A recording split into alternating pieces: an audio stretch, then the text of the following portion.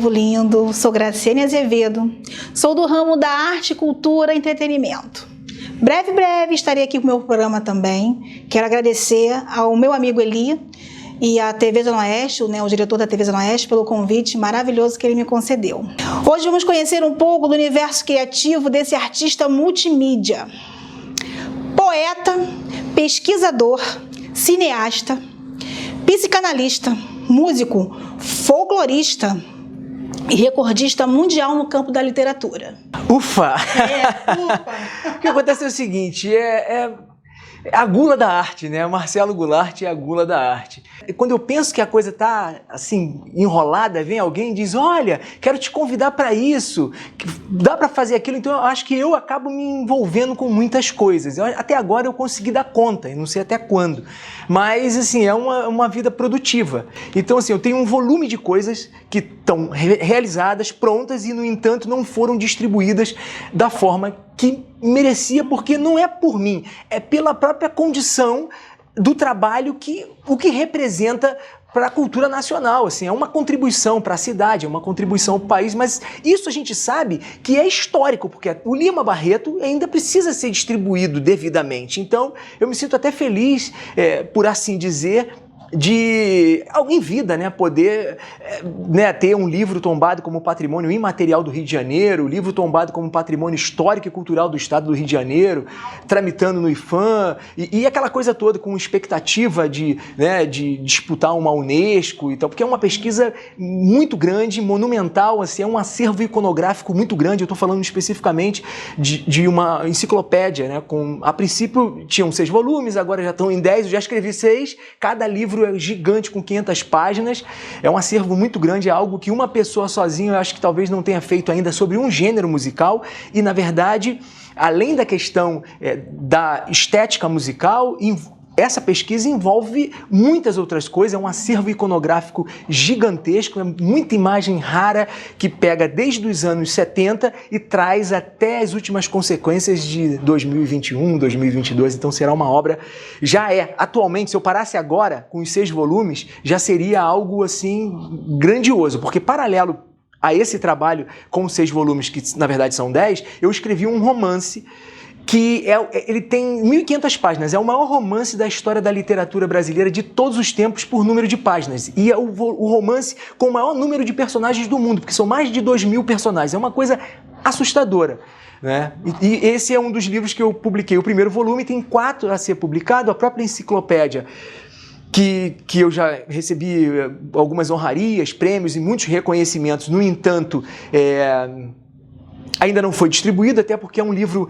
caríssimo, porque você colocar um livro de 500 páginas gigante na prateleira, quem vai consumir é um público seleto, e o meu objetivo é a política cultural de acesso. A pessoa que nunca leu um livro na vida porque não se interessa ou não teve estímulo, quando olhar um livro que o pai, o avô estava lá, ele faz parte da cena, isso pode servir de estímulo para que esse primeiro livro abra um canal de comunicação para esse grande evento que é a literatura brasileira, reconhecida e admirada no mundo inteiro. Muito se fala da singularidade dessa região aqui da Zona Oeste. O que você acha sobre isso? Existe mesmo isso? Eu acho que sim, cada vez mais você vai complicando a minha vida, né? Você começou numa batida já me exigindo um determinado vigor, né? E espero ter conseguido minimamente ter respondido, como eu já disse. Agora você me colocou diante da política atual do cancelamento. Porque se eu não tomar cuidado ao tentar falar disso, talvez é muito sensível. Porque é o seguinte, a Zona Oeste, eu não acredito, isso é muito importante, a pergunta que você está fazendo é uma pergunta que a gente tem que se fazer mesmo. Todos os artistas, todos os pensadores, todos os intelectuais, todos os educadores, todas as pessoas devem se perguntar, porque em primeiro lugar a gente está falando da região mais populosa da cidade e do país. Então isso tem, como contingente populacional, isso tem uma representatividade muito grande.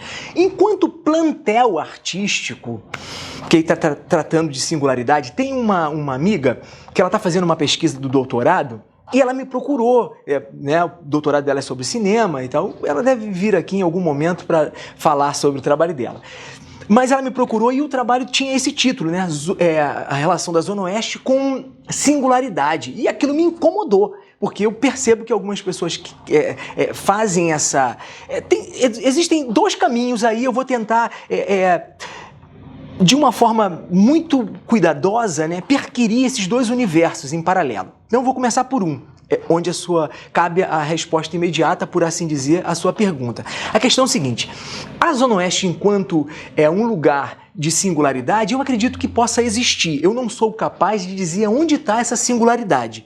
Porque em todos os lugares, em todas as regiões do país, existe muita singularidade. Pouco tempo, eu fiz uma publicação na minha página no Facebook dizendo o seguinte: tinham fechado um centro de referência da Bossa Nova na cidade, centro do Rio, e aí eu disse, eu brincando, mas falando sério, né, com um pensamento político, que é a condição natural de existir no mundo, é a condição política, não partidária, mas enquanto produção de pensamento e de saber, eu disse assim: para ser prefeito da cidade maravilhosa, precisa antes passar por um teste de habilidade específica, dando a entender que a cultura é esse nosso capital excelência, que a cultura realmente faz com que o Rio de Janeiro tenha toda essa atração, toda essa produção que vem, claro que muito antes de existir o próprio choro, que é o chorinho muito conhecido, que é a música genuinamente carioca, o samba do século XX, a bossa nova dos anos 50, claro que eu estou pulando aí a era do rádio, estou pulando uma série de coisas, mas só para fazer um corte rápido. Depois o movimento Black Music a partir dos anos 70 e o atual funk carioca. Eu só falei de Rio de Janeiro. Parece que o Brasil se resume a Rio de Janeiro. Isso é perigoso. E o amigo produtor cultural, ele disse para mim assim, vou repetir, amigo, parece arrogante dizer que o Rio de Janeiro... Aí eu virei para ele, não deixei passar, ele tá certo. Realmente, dizer que o Rio de Janeiro predomina o país é o que sempre se pensou. É o que se tem. Porém, ele tem razão, mas ele teria mais razão ainda se eu não tivesse circunvagado o Brasil com uma mochila nas costas em busca justamente de conhecer essa diversidade cultural. Porque eu estudei com o Fernando Leves, um folclorista, durante 6 anos. E eu vivia nas minhas férias, de dezembro a março, eu colocava uma mochila nas costas e ia buscando isso, buscando conhecer as tribos indígenas, os quilombos, as culturas diversas do país. Então isso era um projeto de vida meu, era um sonho. Assim como era um sonho para mim, como um menino filho de pais analfabetos, criado na beira do Morro em Madureira, ter uma relação com a produção de saber, da cultura, de poder frequentar os lugares. Num determinado momento da minha vida, eu me deparei com esse mundo e disseram que aquele era o meu mundo. Sabe? E ali eu falei, pô, já que é isso aqui, então eu vou investir nisso. Então, dessa maneira, eu achei que o universo do Brasil, né, um país com dimensões continentais, era fundamental para eu entender esse lugar de onde eu partia, que era o Rio de Janeiro. Então eu fiz uma síntese e expliquei para ele. Ele não gostou, porque ele não falou mais nada. Mas eu deixei claro para ele que o que eu estava dizendo era de acordo com a convenção. Eu estava reproduzindo um equívoco de que o Rio de Janeiro é esse modelo cultural pela sua própria geografia, pela sua própria condição histórica, principalmente depois da chegada do Dom João VI na qualidade de príncipe, que coloca, entendeu? A coroa chega no Rio de Janeiro, uma coisa que nenhuma das outras colônias, isso aconteceu em língua portuguesa também das Américas, é a única, o Brasil, o Rio de Janeiro, depois da Bahia. Então moldou o Rio de Janeiro de uma maneira que fez o Rio de Janeiro ser uma referência. Então não seria nenhum pecado se eu dissesse que em São Paulo é um metro quadrado econômico mais importante do país. Ora, veja, pois, eu estou falando um fato corriqueiro. Mas ele fez essa crítica e muito bem-vinda, eu achei ótimo, só que me serviu de farol, me serviu de bússola para eu tomar um cuidado, que eu tomo, e também porque as redes sociais, hoje em dia, esses canais de comunicação todo que a gente tem, nos coloca nessa situação de falar o que a gente quer, Erro a gente comete.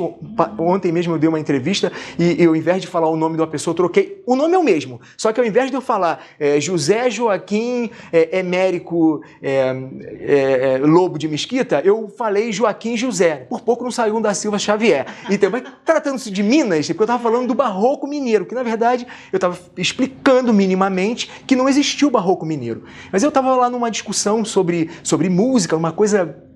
E aí eu me meti nessa situação e eu cometi essa falha, esse erro, tudo bem.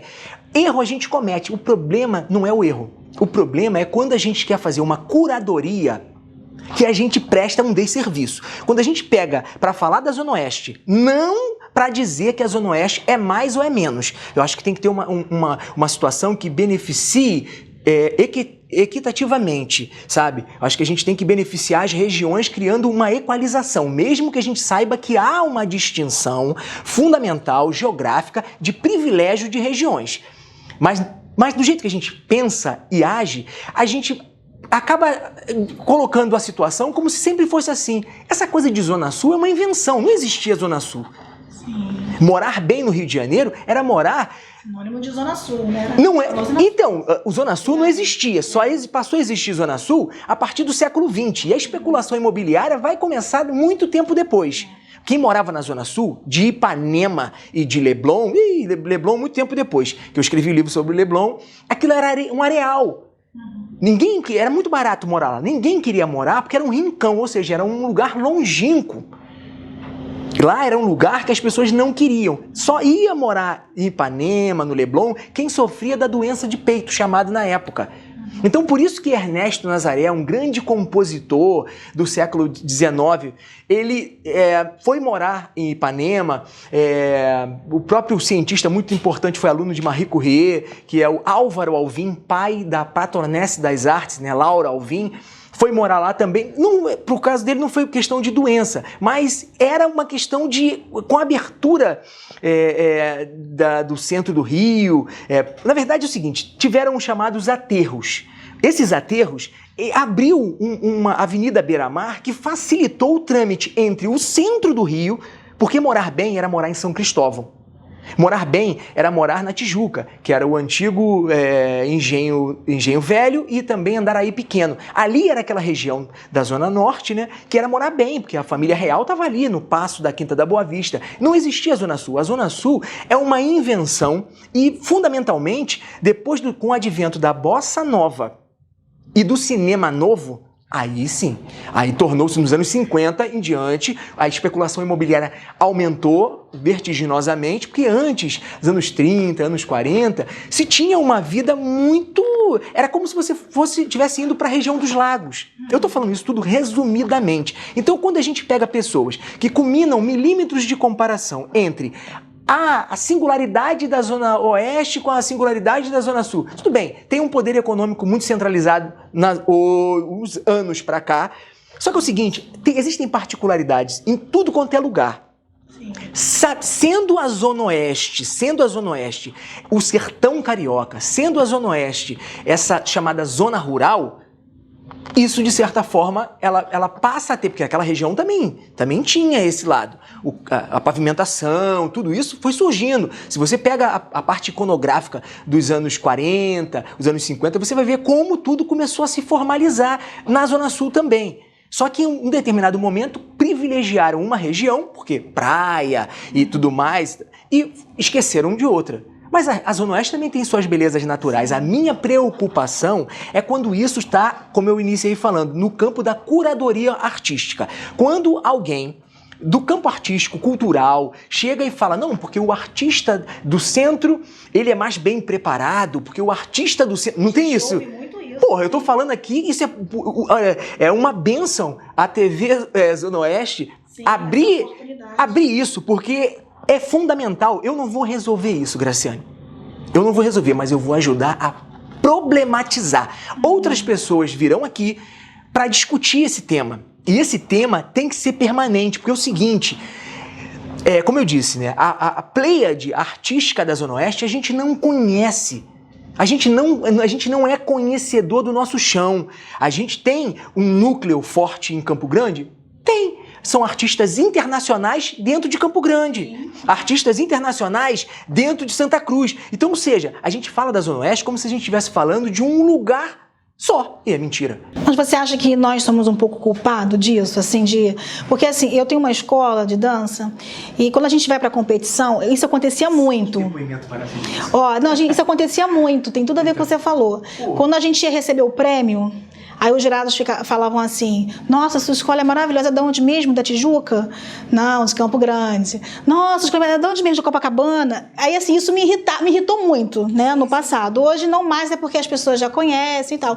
Então, assim, de repente, isso me chateou, porque é exatamente o que você falou, a conclusão que eles tiram, né? Que coisa boa, né? Artista completo, isso, né? Mais bem preparado, está na Zona Sul, né? Ou coisa que o valha, alguma região ali que facilite o acesso, essa coisa toda. Você acha que é um pouco culpa nossa, assim, que moramos aqui, de um movimento, eu não sei. Vou dar um depoimento agora, assim, que é estarrecedor. Eu já fui chamado de ufanista, aquela pessoa que supervaloriza o lugar que mora, a região, o cara que faz bandeira, porque eu fiz um filme uma vez sobre Bangu, território em transição. Era um edital, e aí tinha que discutir a questão de território. Aí, como já tinha o PP na Cidade de Deus, criaram no Batã, e aí ficou aquela coisa, será que vão criar na Vila Kennedy e na Vila Aliança? Porque foram subbairros, né, da mesma geração ali da Cidade de Deus, e que foram também remanescentes, de certa forma, de favelas e morros da Zona Sul. E Zona Norte, porque a favela da Praia do Pinto, pessoas da Praia do Pinto foram para vários lugares, mas também foram para Vila Kennedy, não em tanta proporção, foram para Vila Aliança. Basicamente, dentro da minha pesquisa, a gente pode dizer que um vulto muito grande foi para a Cidade Alta, em Cordovil. Mas teve gente também que foi para Bom Sucesso, para a comunidade que tem ali em Bom Sucesso, que é Baixa do Sapateiro. Então o que acontece é o seguinte, eu não sei se a gente pode chamar de culpa. O que a gente pode pensar é o seguinte: a região da Zona Oeste, eu tendo a fazer muitas coisas, eu faço coisas sobre a cidade inteira, sobre o país, sobre o mundo, eu não tô nem aí pra nada disso. Mas, por questões assim, que eu não saberia explicar, eu poderia até tentar explicar, mas eu acho que eu nem quero, por questões minhas de escolha, eu faço na Zona Oeste. Assim como eu acabei de rodar um filme que foi em Santa Teresa, que eu já morei em Santa Teresa há anos, amo Santa Teresa, mas eu amo tudo quanto é lugar, eu adoro a Baixada Fluminense. Vou fazer um filme agora com a galera da Baixada e já tenho uma relação de família com a Baixada, história de vida com a Baixada. Eu amo tudo. O meu problema é justamente isso, eu tenho muito amor pra dar. Eu não me prendo a uma questão, uma região, a um grupo. Eu acho que eu não faço parte dessas panelinhas, desses grupinhos. Eu tenho uma coisa meio que de tentar lidar com essas demandas todas. Eu gosto de aprender. Eu gosto de chegar ali tem alguma coisa interessante, então eu vou interagir, vou aprender. Eu sou muito do aprendizado, porque a cultura é justamente isso, né? Essa coisa do aprendizado, saber lidar com o outro, a dimensão do outro. Então eu acho que o estatuto sociocultural que eu tenho como assim, mote de trabalho é justamente a interação com esses lugares distantes, com esses lugares que, de certa forma, não são tão usuais. Eu gosto muito disso. Eu faço coisas na Zona Oeste. Por exemplo, eu estou fazendo um filme, chama O Samba do Desterro. Eu estou fazendo esse filme já tem uns 3 anos, 4, sei lá, 50, não, mentira. Tem uns 3 anos, que o filme ganhou um edital, Cocada e uma Mariola e tal, era pra fazer uma roda de samba, e aí eu cismei de transformar num longa-metragem. Aquela coisa megalomaníaca. Mas eu não imaginava que eu fosse arrastar esse troço todo, porque eu sou ingênuo. Eu penso que vai dar certo. Mas também se eu não pensar que vai dar certo, eu tenho que pensar que tá sendo. Eu brinco assim, é uma certa inocuidade da minha parte. Não, porque o sonho, a fantasia é que me move. Sim. Então eu preciso dormir, acordar, acreditando naquele dia melhor, e eu faço questão de acreditar. O que não quer dizer que eu também não possa estar chateado, descrente, mas eu preciso criar mecanismos de força para poder suplantar. Nisso vem o Samba do Desterro, fazer um filme contando a história do samba na Zona Oeste. A gente tem uma ideia do samba muito já sacramentada, muito já definida no panorama nacional, né, do nosso país, porque é o samba que nos representa enquanto identidade cultural no mundo. Qualquer lugar do mundo, tem gente que diz, não, tá errado, é o futebol. Tudo bem, mas é o samba. Então é o seguinte, pode não dar tanto dinheiro quanto dá o mercado do futebol, mas o samba é o samba. Ser brasileiro, jogar futebol tem a ver, mas saber sambar no pé, o samba é perfeito. Tem gente que fala que a caipirinha também. As coisas foram sendo construídas, as coisas foram sendo convencionadas e a gente acabou por não conhecer como a estrutura da sociedade, no seu processo histórico, se deu, a gente acabou se conformando de viver essa fratura. E ela permanece exposta. Cada vez mais ela nos incomoda. Então, a gente precisa entender que a história do Brasil passou a ser contada num determinado momento. Até então, até o 1846, não se tinha uma história do Brasil. Aí o Instituto Histórico e Geográfico cria um concurso e um alemão ganha o concurso e a partir daí começa a contar a história do Brasil. Karl von Martius. Então ele conta a história do Brasil partindo da questão do europeu branco no topo da cadeia lá, contando a história, e o índio, que é o nativo, o autóctone, né, o dono da terra, e o africano negro, que nenhum dos dois tiveram essa voz para falar. Então ele foi a pessoa que delineou, né, pelo Instituto, o que passou a ser a história do Brasil, repetida, reproduzida por gerações e gerações de historiadores, né, e, enfim, a literatura está toda aí reproduzindo esse mesmo modelo. Então o que acontece? A gente fala muita coisa como se já existisse, até Homo sapiens, não sei, estava com alguém falando sobre um assunto, não, porque o Homo sapiens, que é isso, cara? O Homo sapiens é uma invenção, cara. Entendeu? Alguém, num determinado momento, alguém não, né? Linnaeus, ele cria esse conceito, né, no século XVIII, e aí, a partir daí, uma classificação ele criou, e a partir daí a gente passou a reproduzir. Mas, é claro, o grosso da tropa, às vezes, não tem acesso a determinados conteúdos, informações, e acha que a vida é assim. O problema é que a gente vive hoje as últimas consequências desse saber. E um país como o Brasil, ele precisa muito, mas muito ainda, romper com essa estrutura para que as futuras gerações possam se libertar desse estigma. Quando eu estou fora da Zona Oeste, aparentemente, eu me sinto muito mais abraçado, muito mais querido, assim, as pessoas falam comigo, pô, cara, parabéns, pô, muito legal, muito bom ter você aqui. Eu fico pensando, às vezes eu fico em alguns lugares na Zona Oeste que parece que eu estou forçando barra. Falei, pô, eu tô aqui, sabe, assim, parece que eu tô forçando pra estar ali. E eu vejo que em outros lugares, fora da Zona Oeste, eu chego e as pessoas me abraçam mais. Aí isso me causa uma certa estranheza, sabe? Não tenho problema quanto a isso. As pessoas até falam, brincam, né, que santo de casa não faz milagre. Eu, como um especialista em ditados populares, né, eu nem falei disso. Que é a minha pesquisa sobre o universo de ditados populares, que eu já escrevi uma coleção de 3 livros, mas eu tenho um acervo de 30 mil ditados memorizados. O meu trabalho chama-se O Dito pelo Não Dito. Mas se você sabe alguma coisinha sobre mim, deve ter chegado aí.